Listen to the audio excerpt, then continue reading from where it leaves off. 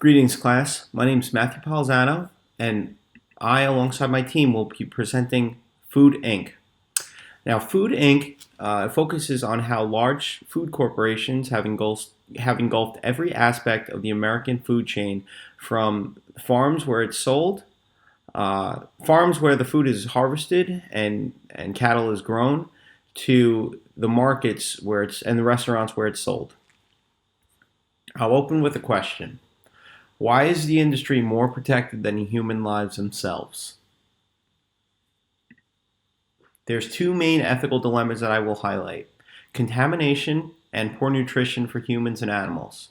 To start with poor nutrition, uh, many of these companies like Tyson, Purdue, and General Mills feed a lot of their cattle corn. This is not a healthy alternative for the cattle because cows are not designed by evolution to be eating a corn diet. It makes them fat, and companies like this because they could yield more profits from a fatter cow, and it's cheaper to feed them corn than it is to grow grass and have them spread out. A high corn diet results in stomach bacteria building up for cows, and this causes E. coli.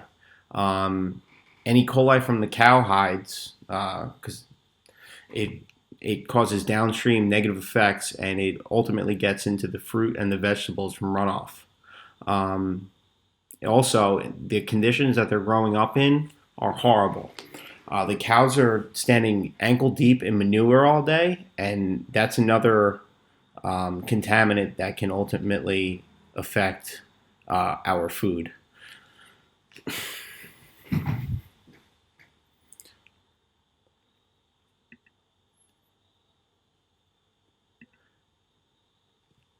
Okay, so uh, it doesn't matter. Also, with okay, Jess, just pause here. If you're looking at this, just pause for a second, and then I will resume once I get my thoughts together. Okay.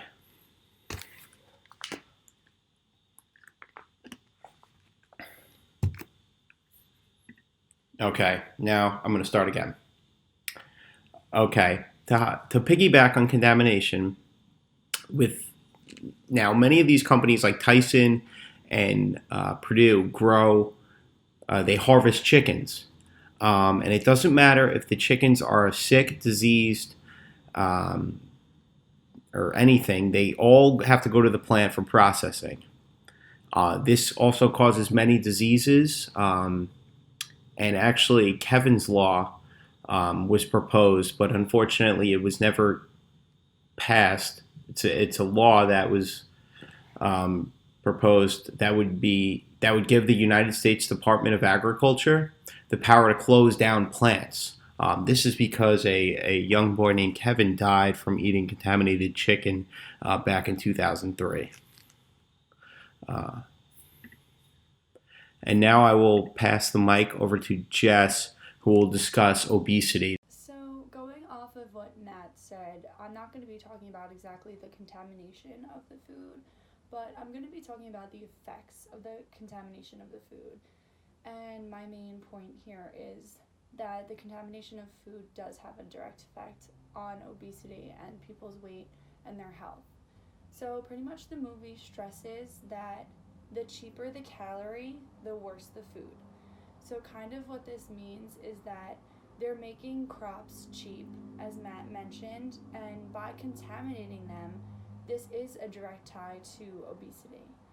Um, the biggest predator of obesity is actually income level. So, this also targets people who can't afford to buy more expensive things. And it's sad, but unfortunately, the cost of more expensive things is unhealthy food. Is healthy food. So, in fact, the unhealthy food is much cheaper to buy than the healthy food. So, you would think that the FDA, which is going to be spoke about, or just the food industry themselves would want to protect the human lives, would want people to be healthy. but instead they're contaminating these products that people are eating, which is making them sick and which is making them obese. So in the movie, something that really stuck out to me is the director and the main guy who is speaking over the movie. He says, "Why is it that you can buy a double cheeseburger at McDonald's for 99 cents, but you can't even get a head of broccoli for 99 cents?" This hits hard because it's so true. You go to all these fast food places and all these processed food places that are so bad for you, and you can buy one thing that's 99 cents that's going to fill you up. But then you go to the grocery store and you try and buy something healthy, and like he said, you can't even get one head of broccoli for 99 cents. So this is a really big thing, and this is what has to do with obesity. It's crazy because also the movie states that the food industry actually blames obesity on a crisis of personal responsibility. But if you really think about it, when you're being forced to buy these engineered and contaminated food by the food industries, then why don't they have to take any responsibility for it? So what I'm pretty much trying to say and what the movie is trying to say is, yes, we do have a personal responsibility to feed our bodies food because that's what we need to live.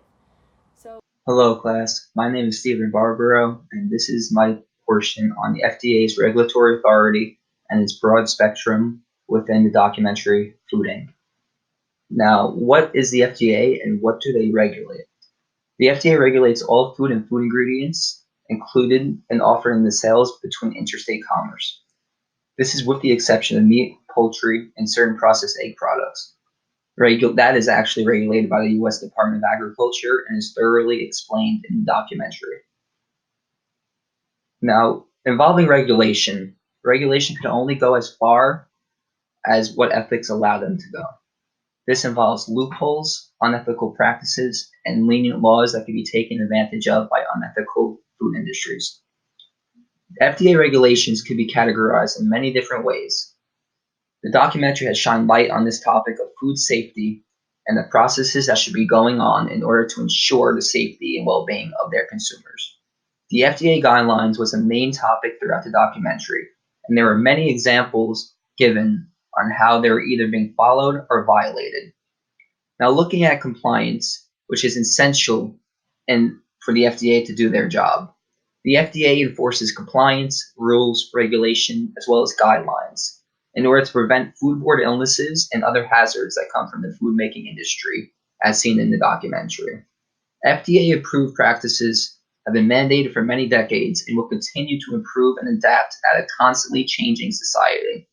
The documentary is over a decade old, but many regulations and guidelines have been changed to ensure that health and safety is the number one priority in the food industry.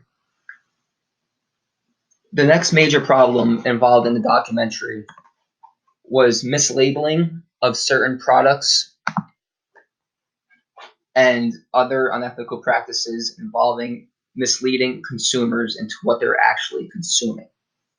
We learned from the Monsanto case involving the curriculum tying into the documentary.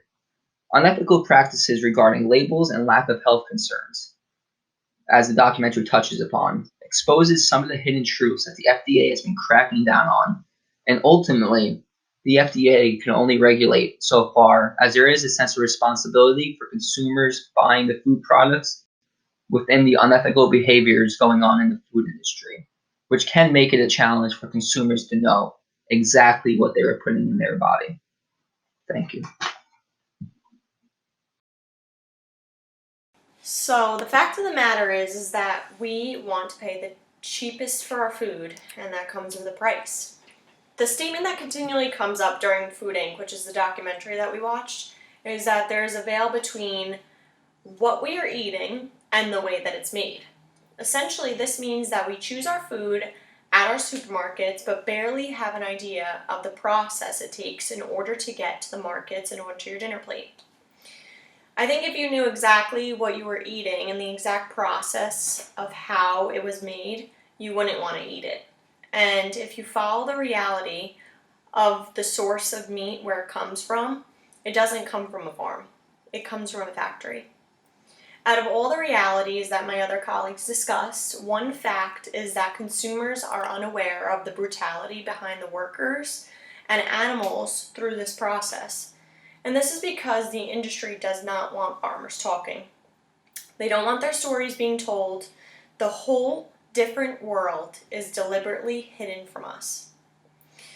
So the reason behind the abuse the animals and workers face is strictly due to the factory system that was implemented in most meatpacking industries.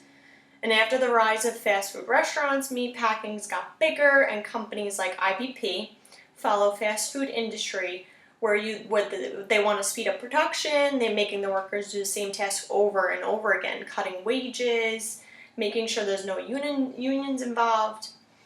They also locate their facilities in low-income areas so that they have financial leverage over their employees. And since the workers are dealing with guts and working with cutting open the meat, they risk getting infections under their fingernails. So during a regular shift, they're covered in blood, feces, urine, and these workers are forced to deal with this type of work because people cannot afford to leave, and the companies hold this against them. They're forced to work day in and day out in these horrible conditions. So moving away from the meatpacking industry and heading straight towards the farms, business owners or like the workers are faced with similar conditions. So Tyson, a well-known chicken company, has become so powerful and they abuse this constantly. So to build one poultry house, which would cost a farmer like $280,000 to $300,000, and then once you make your initial investment, then the company comes back and says that they need more expensive equipment installed, forcing these farmers to make more investments in their poultry houses than they can even afford. And the farmer has to do this because you're threatened with the loss of a contract. And this is how they keep the farmers under control. And unfortunately, the animals take it even more abuse because they're genetically manipulated to grow faster and bigger than ever before. So birds are now raised and slaughtered in half the amount of time. So back in 1950, birds were raised and slaughtered in about 70 days, and nowadays they're slaughtered in 48. And also, society has grown to love white meat. Therefore, we have redesigned the chicken to have larger breasts. Currently, chicken farmers do not own their birds. So what this means is that a company like Tyson owns the birds from when they're dropped off at the house and until when they're slaughtered. And farmers that are contracted with Tyson are required to have these like tunnel vented houses. These houses are disgusting. They have feces, dead chicken, they're at mass production, and it's overpopulated.